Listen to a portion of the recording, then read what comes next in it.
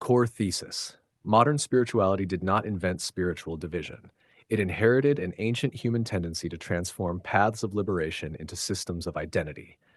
Across human history, teachings intended to reduce suffering, cultivate wisdom, dissolve attachment, and deepen our relationship with reality have repeatedly been transformed into institutions, identities, hierarchies, and systems of belonging. What begins as a method of liberation can gradually become another structure of attachment. A teaching begins as an insight. The insight becomes a teaching. The teaching gathers practitioners. The practitioners form a community. The community develops institutions. The institutions establish authorities. Authorities preserve interpretations. Interpretations become identities. And identities eventually create boundaries between those who belong and those who do not. The original purpose can remain visible throughout the process, yet something fundamental may have changed. The path that was intended to free the human being from unnecessary attachment can itself become something to which the human being becomes attached. Modern spirituality is the contemporary expression of this ancient pattern. It is not necessarily a uniquely modern problem, nor is it evidence that ancient wisdom was somehow inherently pure, while everything contemporary is inherently corrupted. Human beings have always been capable of turning profound teachings into systems of belonging, status, authority, and exclusion. What has changed is the cultural environment in which spiritual ideas now circulate. Modern spirituality draws from an enormous inheritance: Hinduism, Buddhism, Taoism, Hermeticism, Gnosticism, Western mysticism, indigenous traditions, yoga, tantra, meditation traditions, mystical Christianity, Sufism, psychology, self-development, and countless other streams of human inquiry. This extraordinary accessibility has created possibilities that previous generations could scarcely have imagined. Teachings once transmitted through particular lineages, communities, languages, and disciplines can now be encountered by almost anyone with an internet connection. A person can encounter the Bhagavad Gita in the morning, Buddhist meditation in the afternoon, a Taoist teaching in the evening, a manifestation video before bed, and a discussion about quantum consciousness the following day. The entire spiritual inheritance of humanity can appear on a single screen. This accessibility is not inherently a problem. It can be a gift, but it also creates a profound new difficulty. When everything becomes available, everything can become detached from context. A concept can travel farther than the tradition that produced it. A practice can survive after its philosophical foundation has been forgotten. A Sanskrit term can become a motivational slogan. A meditation technique can become a wellness product. A mystical experience can become a badge of advancement. A teaching about liberation can become a personality brand. And a sophisticated philosophical system can be reduced to a handful of attractive words: karma, dharma, energy, vibration, chakras, manifestation, ascension, non-duality, consciousness. These words can carry enormous philosophical depth within their original contexts, yet once removed from those contexts, they can acquire entirely different meanings. The vocabulary survives, the architecture disappears. This is one of the central problems examined throughout this book. Modern spirituality has not simply created new beliefs. It has created an environment in which spiritual concepts can be endlessly combined, repackaged, personalized, commercialized, and transformed into identity. The result can be a spirituality centered less on transformation than on self-definition. The person no longer simply practices meditation. They become a meditator. They do not simply explore consciousness. They become awakened. They do not simply experience compassion. They become a healer. They do not simply study a tradition. They become a member of a spiritual worldview. They do not simply experience something unusual. They become someone who has been chosen, activated, initiated, ascended, or placed upon a special spiritual trajectory. The experience becomes an identity. The identity becomes a story. The story becomes something to defend. And once identity enters the process, separation often follows: the awakened versus the asleep, the conscious versus the unconscious, the high vibration versus the low vibration, the evolved versus the unevolved, the chosen versus the unchosen, the light workers versus everyone else, the ascended versus those supposedly left behind, the people who understand versus the people who are supposedly trapped in illusion. The language may sound spiritual. The underlying structure can nevertheless be remarkably familiar. Human beings have always created categories of belonging. Religion has created believers and heretics. Politics has created allies and enemies. Philosophy has created schools and opponents. Institutions have created insiders and outsiders. And modern spirituality can recreate the same architecture using the language of consciousness. This is where the central paradox emerges. A tradition may begin by teaching the dissolution of ego, yet its modern interpretation can provide the ego with a more sophisticated identity. The ego does not necessarily disappear when someone becomes spiritual. Sometimes it simply changes its vocabulary. Instead of, I am better than you, it may become, I am more conscious than you. Instead of, my group possesses the truth, it may become, my group has awakened while everyone else remains asleep.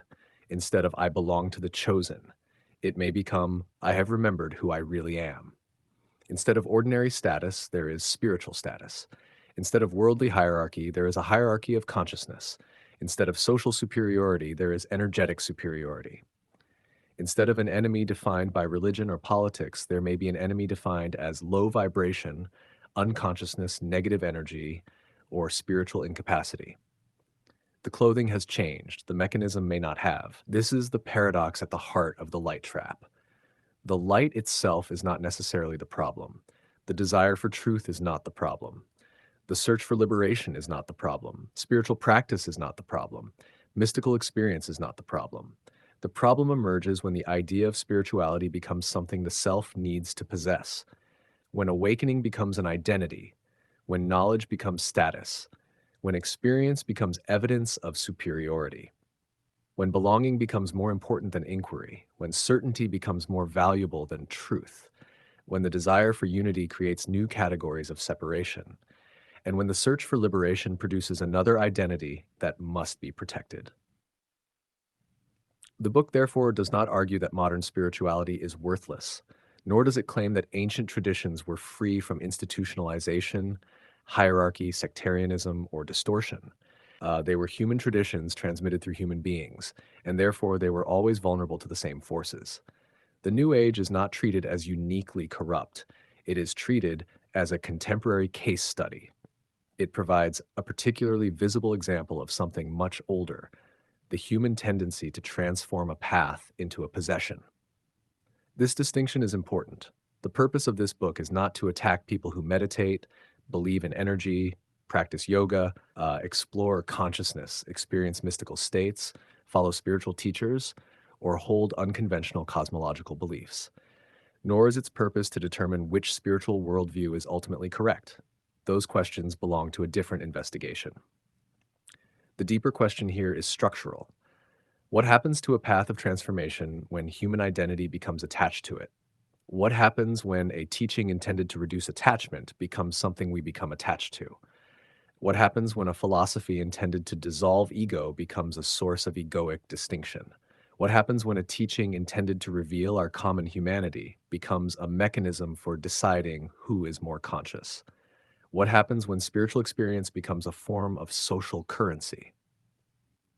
And what happens when the desire to escape illusion creates an elaborate new identity built around the belief that one has escaped it? These questions lead to the central mechanism of the light trap. The trap does not necessarily look dark. It may look beautiful. It may speak about love. It may speak about unity. It may speak about awakening. It may speak about consciousness, healing, ascension, vibration, divine purpose, cosmic evolution, or the return of humanity to a higher state. It may genuinely inspire people. It may genuinely help people. And yet, beneath the language of unity, a new division can quietly appear. The person who believes they are awake requires someone who is asleep. The person who identifies as high vibration requires someone who is low vibration. The person who believes they have ascended requires someone who has not. The person who believes they have escaped the illusion requires an illusion from which they have escaped. The identity depends upon the distinction. This is why the manufactured spiritual enemy is so important. The enemy does not always need to be a literal being. It can be a category. It can be an identity. It can be a population of supposedly unconscious people. It can be the person who has not awakened yet. It can be the person who does not share the worldview. It can even be the ordinary human being who has no interest in spirituality at all. Once this happens, spirituality begins reproducing the very structure it originally sought to dissolve. Us and them, awake and asleep, higher and lower, chosen and unchosen, conscious and unconscious. The irony is difficult to ignore. A path of unity can become tribal. A path of humility can become hierarchical. A path of liberation can become an identity. A path of inquiry can become certainty. A path of compassion can become judgment. A path intended to dissolve the ego can give the ego an entirely new costume. That is the light trap. But recognizing the trap does not require abandoning the search for light. Quite the opposite. It requires becoming more discerning about what we mean by light in the first place. Perhaps spiritual maturity is not demonstrated by how extraordinary one's identity becomes. Perhaps it is demonstrated by how unnecessary identity becomes. Perhaps awakening does not require becoming someone special. Perhaps it involves becoming less dependent upon the need to be special. Perhaps wisdom does not require knowing everything. Perhaps it requires becoming increasingly comfortable with what we do not know. Perhaps spiritual development is not movement toward a higher category of human being. Perhaps it is the gradual removal of the unnecessary barriers that prevent us from meeting reality clearly. This returns us to the wisdom traditions themselves. Beneath their enormous differences, many develop practices concerned with remarkably ordinary human problems. How do we respond to suffering? How do we relate to desire? How do we deal with anger? How do we cultivate compassion? How do we restrain harmful impulses? How do we understand ourselves? How do we live responsibly? How do we relate to uncertainty? How do we loosen our attachment to outcomes? How do we become less dominated by fear, craving, pride, and ignorance?